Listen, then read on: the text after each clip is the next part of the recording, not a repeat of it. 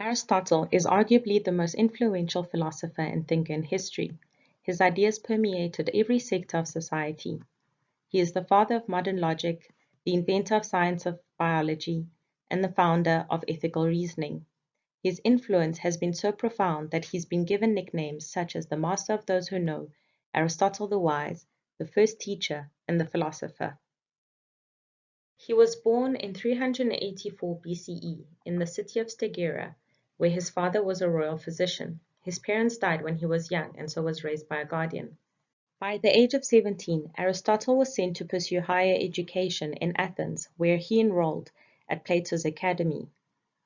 He studied there for 20 years, advancing from student to teacher.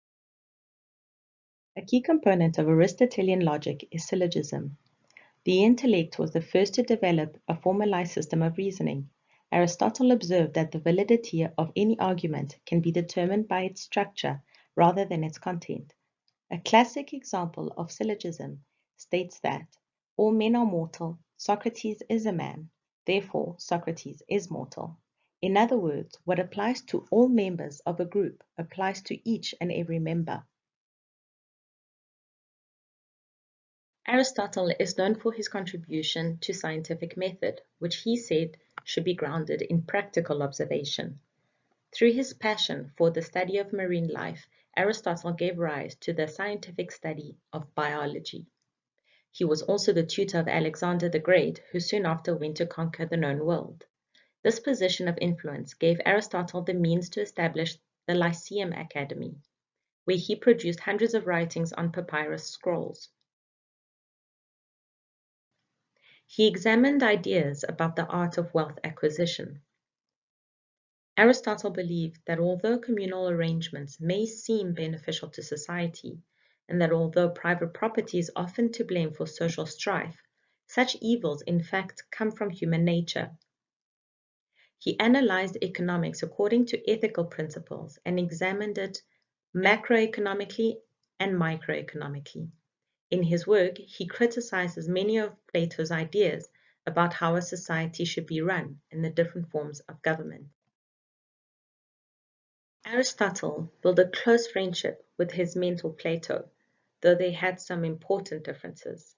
Plato was an idealist, whereas Aristotle was a realist. Although Plato provided a blueprint of a society based on common ownership of resources, Aristotle argued that not everything could be common property, simply because of the wickedness of human nature. Plato believed that the ideal world could be achieved with the eradication of private property, the family, and gender roles.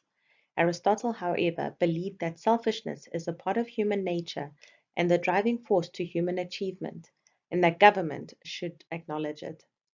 People are to work for the good of the society while retaining private property.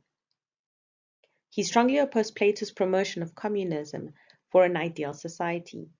He denounced Plato's argument by pointing out that such extreme unity goes against the diversity of humankind and against the reciprocal advantages of market exchange. Plato thought that common property would lead to peace, but Aristotle thought that communal property would lead to conflict, since each would complain of working harder than the other and obtaining less. He pointed out that people have always owned private property. He also wove his economic and moral theories by providing the insight that only private property furnishes people to act morally, such as being benevolent or philanthropic, whereas communal property would destroy this opportunity. In his work called Politics, Aristotle offers one of the earliest accounts of the origin of money.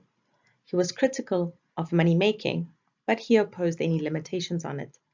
For Aristotle, money is barren.